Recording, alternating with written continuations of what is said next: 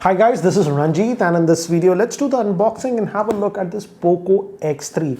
And this is the successor to the Poco X2, and they have changed a few things, not too much, but let's have a look at this. And here again it says reality flow 120 Hz. So again we are still having that 120 Hz refresh rate on this one.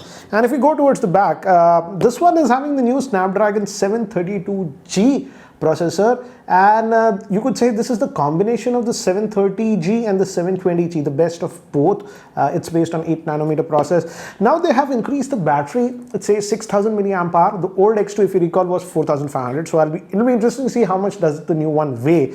And they say it has a 64 megapixel quad camera, but on this one, the original X2, that 64 megapixel was the Sony IMX686. On this one, it's the Sony IMX682. So let's see if it's good enough or not. And again 120 Hz, and this is the 6GB RAM variant with 128GB of storage. There will be also one more variant with 6GB of RAM and 64GB storage, and there will be also one more variant 8GB of RAM and 128GB. The base 6GB with 64 will start at 17,000, and the highest end 8 almost 20,000. Anyway, so let's open this up and have a look. Again guys, I'll leave the links in the description area so that you can check out. So it says Poco, and SIM ejector tool is here, and we're getting a case also in the box. So it's a transparent case that we are getting. Let me just take this out. So has that cut out, and let me just keep this to the side, and let's see the. So as you can see, this is a little bit different. The camera setup, it's not, I don't know what you call this hex. So it says Poco over here, big, as you can see, and that quad camera setup. It looks like 5, but it's a quad camera setup, guys. Anyways, front we have just a single camera instead of 2 on the earlier X2, and here now this is supposed to be a new 33-watt fast charger. So actually nice to see they're bundling that in the box, and this will be your USB Type-C cable. Again, use this cable with this charger to get the best results. So let's just put this to the side and let's look at the handset itself. Let's see. I just want to see how much does it weigh. This is the original Poco X2, and this was 208 grams. The new one, let's see. Wow, this is more, definitely 228 grams. This also comes with that 6000 milliamp hour battery, so certainly the weight has increased.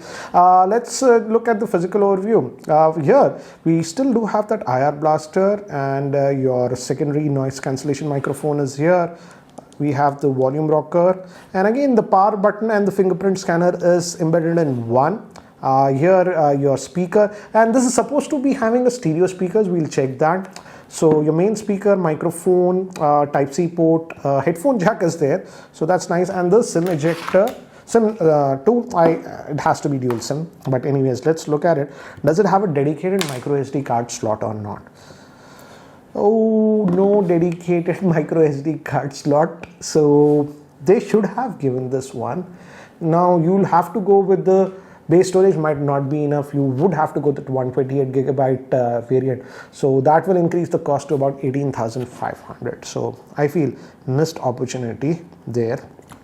And a 20 megapixel front facing camera. So let me do one thing. Let me just boot this up. I hope it has some power. Oh yeah. And by the time it actually boots up and I set it up, here is a configuration overview. This Poco X3 is having a 6.67-inch Full HD Plus IPS LCD screen with 120 Hz refresh rate. It is having the Snapdragon 732G processor. It comes with Adreno 618 GPU. Comes with 6 or 8 GB of RAM. Storage will be 64 or 128 GB. It has a quad rear camera setup. The main camera is a 64 megapixel. Then we have a 13 megapixel ultra wide. Then we have a 2 megapixel for macro and a 2 megapixel for depth. Going to the front facing camera, it's a punch hole 20 megapixel front facing camera. It is also having stereo speakers and a 6000 milliamp hour battery with 33-watt fast charger. So guys, I was setting up the phone and I didn't add the Me account, but still, as you can see, it's asking us for a lot of stuff like user experience program, personalized ads, and disabling, and I want to disable it. So again, be careful. I don't know why they are asking all this. They say this is different from Xiaomi or Redmi, but I don't get it why they were asking this. Anyways, this runs on the latest MIUI 12. So again, a lot of junk. So I'm just going to skip and setup. It says is completed. So guys, I've set up the device. So let's have a closer look at the same now. And we have the fingerprint scanner here in the power button itself. And as you can see guys, fairly responsive. And it's just downloading a bunch of stuff, as you can see. And we have the quick toggles over here. And I noticed some lag here, but again, it might be just initial setup that's happening. And if we look at this, we have the app tray. Let's see if some junk apps are installed. Yes, this is some bubble, whatever, bubble story. So let's uninstall it. So yes, you can uninstall. So there is quite a bit of junk that is installed. In fact, a lot of games and all those things. I don't know why they just loaded on this. On Redmi, it was okay, but this is Poco. So yes, you still have a lot of junk apps that are unnecessary apps, I would say, pre-installed. Even Netflix is there. That's surprising. Booking, a lot of apps. So let's go under the hood. And over here, if we go, the thing with this one is that that refresh rate, as I've told you, you can go up to 120 Hertz refresh rate on this one. Also, I'm keeping it on 60 because my camera acts funny if I keep it on 120. But yeah, that is there. So just by default, it was at 120. So if we go to about the phone, as you can see, about 20 GB is sort of used. So this is the 128 gigabyte variant. That's why I say, guys, if you're going for the base variant that has only 64 gigabytes, out of that 20 gigabytes will be used. So roughly about 43.5 gigabytes will be only available to you. And this is hybrid slot. So again, be careful if you're going for the base variant. If you're sort of a heavy user, use a lot of storage, then I would not recommend the 64 gigabyte variant. You will have to go with this variant that is 6 gigabytes and 128 gigabytes of storage. And this is about 18,500. So that's regarding the storage. And again, this is MIUI version 12, guys. And on 60 Hertz, I don't know, my eyes have become sensitive, or I'm noticing that slight stutter. But one thing I just noticed is that looks like the haptic motor has improved on this. The haptic feedback that I'm getting is actually much better. Even when I scroll, it's reaching the end, I'm getting haptic feedback. So looks like they improved the haptic feedback on this smartphone. So again, this is the new Poco launcher that we are having. And regarding the weight, guys, I feel, yes, that heft, I am feeling it now. So again, you might, it is definitely heavy at 6,000 milliamp hour battery. So the weight is there. So again, if you have to get used to it, so beware of the weight of this device. And I don't know, what do you think about this Poco written at the back? Do let me know. And this is the Snapdragon 732G. So I expect with that 6,000 milliamp hour battery, the battery life should be really good. I will test it out, guys. I'll put my main SIM on this one, and next couple of days, a week, or after a week or so, I'll post my in-depth review. But let's also look at the camera on this one, because that's again a main thing. It has that 64 megapixel main camera, 13 megapixel ultra wide, and again that 22 megapixel just for heck they use it. They say macro and depth. You really don't need a separate camera anyways, but that's what we have. And 20 megapixel front facing camera. So they might want some permission. Okay, boss, I'll have, oh my god, it's asking so many things. Select the function for the shutter, record video. Okay, so tap to focus is there, and it says 1x, and 2x also is there, but guys, this is digital.